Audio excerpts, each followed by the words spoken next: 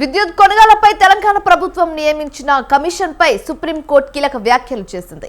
Commission chairman press meet పెట్టడాన్ని తప్పుపట్టిన chief justice commission నిష్పక్షపాతంగా ఉండాలని అభిప్రాయపడింది. అలాగే ముందే ఒక అభిప్రాయానికి రావడం సరైనది కాదన్న సుప్రీంకోర్టు కమిషన్ చైర్మన్ ను మార్చాలని ఆదేశించింది. ఇప్పటికే కాగా తెలంగాణ ప్రభుత్వం సోమవారం మరో జడ్జ్ పేరును ప్రకటిస్తామని ఇప్పటికే సుప్రీంకోర్టుకు తెలిపింది.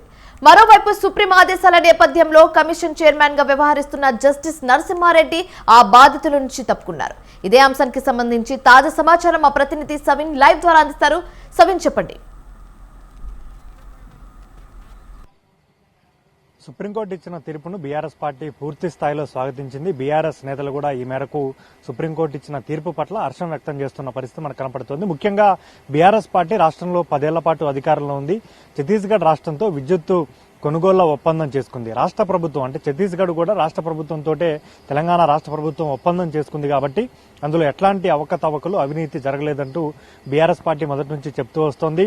ముఖ్యంగా అప్పుడు తమిళనాడు, కర్ణాటక రాష్ట్రాలు ₹4.30 కంటే ఎక్కువగా యూనిట్ ధరకు ₹4.30 చెల్లించి తీసుకుంటే తెలంగాణ రాష్ట్ర ప్రభుత్వం మాత్రం ₹3.90కే విద్యుత్ కొనుగోలు చేసిందని బీఆర్ఎస్ పార్టీ చెప్తూ వస్తోంది.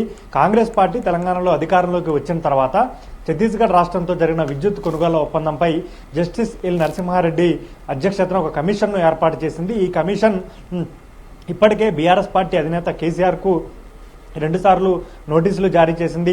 బీఆర్ఎస్ అధినేత మాజీ ముఖ్యమంత్రి కేసీఆర్ కమిషన్ చైర్మన్ కు లిఖిత పూర్వకంగా 12 పేజీల సుదీర్ఘ లేఖ కూడా రాశారు. అదేవిధంగా మాజీ మంత్రి జగదీష్ రెడ్డి కూడా కమిషన్ చైర్మన్ కు లేఖ పంపించారు. అదేవిధంగా మాజీ ఐఏఎస్ అధికారులు కావచ్చు, ఐఏఎస్ అధికారులు, విద్యుత్ రంగ నిపుణుల నుంచి కూడా కమిషన్ చైర్మన్ అభిప్రాయాలు అడిగి తెలుసుకున్నారు. ముఖ్యంగా కమిషన్ చైర్మన్ తన పదవిలో కొనసాగుతూనే మధ్యలో ప్రెస్ మీట్ పెట్టి బీఆర్ఎస్ పార్టీ పట్ల గానీ బీఆర్ఎస్ ప్రభుత్వం పట్ల అధికారంలో ఉన్నప్పుడు విద్యుత్ కొనుగోళ్ల ఒప్పందంపై తప్పు చేసింది. అదేవిధంగా రాష్ట్ర ప్రభుత్వానికి 6,000 కోట్ల రూపాయల నష్టం జరిగిందంటూ వ్యాఖ్యానించడం పట్ల బీఆర్ఎస్ పార్టీ తీవ్రస్థాయిలో తప్పుపట్టింది. ఆ తర్వాతనే బీఆర్ఎస్ అధినేత మాజీ ముఖ్యమంత్రి కేసీఆర్ విద్యుత్ కమిషన్ చైర్మన్ గా ఉన్న జస్టిస్ ఎల్ నరసింహారెడ్డి తీరును తప్పుపడుతూ 12 పేజీల సుదీర్ఘ లేఖ రాశారు. ఆ లేఖలో కమిషన్ చైర్మన్ గా జస్టిస్ ఎల్ నరసింహారెడ్డి తప్పుకోవాలంటూ సూచించారు. మరోవైపు విద్యుత్ కొనుగోళ్ల ఒప్పందంపై విద్యుత్ రేట్లను నిర్దేశించే ఈఆర్సీ ఉంది. అదేవిధంగా విద్యుత్ అప్పీలేట్ ట్రిబ్యునల్ ఉండగా విద్యుత్ కమిషన్ ను ఏర్పాటు చేయడం రాజ్యాంగ విరుద్ధం అంటూ కూడా బీఆర్ఎస్ పార్టీ వాదించింది. ఈ కారణాలతోటే బీఆర్ఎస్ పార్టీ రాష్ట్ర హైకోర్టును ఆశ్రయించగా రాష్ట్ర హైకోర్టు బీఆర్ఎస్ పార్టీ వేసిన పిటిషన్ ను కొట్టివేసింది. ఇప్పుడు సుప్రీంకోర్టులో ఈరోజు వాదనలు జరిగాయి. బీఆర్ఎస్ పార్టీ తరఫున, కేసీఆర్ తరఫున ముకుల్ రోహత్గి సుప్రీంకోర్టు సీనియర్ న్యాయవాది, గతంలో అనేక కేసులు వాదించిన అనుభవం ఆయనకు ఉంది. ఆయన వాదించారు. ముఖ్యంగా విద్యుత్ కొనుగోలు అంశంలో ఛత్తీస్గఢ్ రాష్ట్రంతో తెలంగాణ రాష్ట్ర ప్రభుత్వం ఛత్తీస్గఢ్ రాష్ట్ర ప్రభుత్వంతో ఒప్పందం చేసుకుంది. 2 రాష్ట్ర ప్రభుత్వాల మధ్య ఒప్పందం జరిగింది కాబట్టి ఇందులో ఎట్లాంటి అవకతవకలు జరగలేదని వాదించారు. మరోవైపు జస్టిస్ ఎల్ నరసింహారెడ్డి తీరును ప్రెస్ మీట్ పెట్టి బీఆర్ఎస్ పార్టీ పైన, బీఆర్ఎస్ ప్రభుత్వం పైన బద్నాం చేసే విధంగా వ్యవహరించిన తీరును సుప్రీంకోర్టు చీఫ్ జస్టిస్ కు వివరించే ప్రయత్నం చేశారు. మరోవైపు బీఆర్ఎస్ పార్టీ అధికారంలో ఉన్నప్పుడు భద్రాద్రి థర్మల్ పవర్ ప్లాంట్ నిర్మించింది. యాదాద్రి థర్మల్ పవర్ ప్లాంట్ కు శ్రీకారం చుట్టారు. సూపర్ క్రిటికల్ పద్ధతిన భద్రాద్రి థర్మల్ పవర్ ప్లాంట్ ను బీఆర్ఎస్ ప్రభుత్వం నిర్మించగా సబ్ క్రిటికల్ మెథడ్ లో యాదాద్రి థర్మల్ పవర్ ప్లాంట్ కు బీఆర్ఎస్ ప్రభుత్వం శ్రీకారం చుట్టింది. ముఖ్యంగా ఈ 2 పవర్ ప్లాంట్ల నిర్మాణాలు కూడా BHEL కేంద్ర ప్రభుత్వ రంగ సంస్థ అయిన BHEL కు అప్పగించాము కాబట్టి ఇందులో కూడా ఎట్లాంటి అవకతవకలు జరగలేదు.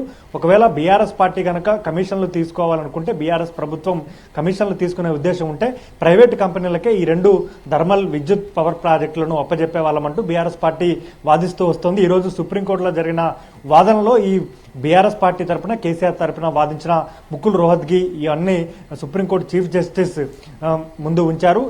చీఫ్ జస్టిస్ ఈ వాదనలు విన్న తర్వాత జస్టిస్ ఎల్ నరసింహారెడ్డి తీరును తప్పుపడుతూ విచారణ మధ్యలో ఉండగానే ఎట్లా నిర్దేశిస్తారు, న్యాయమూర్తి తీర్పు పూర్తి కాకుండానే న్యాయమూర్తి విచారణ పూర్తి కాకుండానే తీర్పు ఎలా వెలువరిస్తారంటూ వ్యాఖ్యానించడంతో పాటు జస్టిస్ ఎల్ నరసింహారెడ్డిని తప్పుకోవాలంటూ ఆదేశించారు. అదేవిధంగా తెలంగాణ రాష్ట్ర ప్రభుత్వానికి సైతం ఎప్పటిలోగా తిరిగి చీఫ్ జస్టిస్ విద్యుత్ కమిషన్ చైర్మన్ ను నియమిస్తారంటూ కూడా అడిగారు. దీంతో సోమవారంలోగా విద్యుత్ కమిషన్ కు నూతన రిటైర్డ్ చీఫ్ జస్టిస్ ను నియమిస్తామంటూ కూడా తెలంగాణ ప్రభుత్వం చెప్పిన పరిస్థితి మనకు కనపడుతోంది. ముఖ్యంగా విద్యుత్ కొనుగోళ్ల ఒప్పందంపై తెలంగాణ రాష్ట్ర ప్రభుత్వం, కాంగ్రెస్ ప్రభుత్వం ఎప్పుడైతే విద్యుత్ కమిషన్ చైర్మన్ గా జస్టిస్ ఎల్ నరసింహారెడ్డిని నియమించిందో అప్పటి నుంచి BRS party justice L Narasimha Reddy తీరును తప్పుపడుతూ వచ్చింది.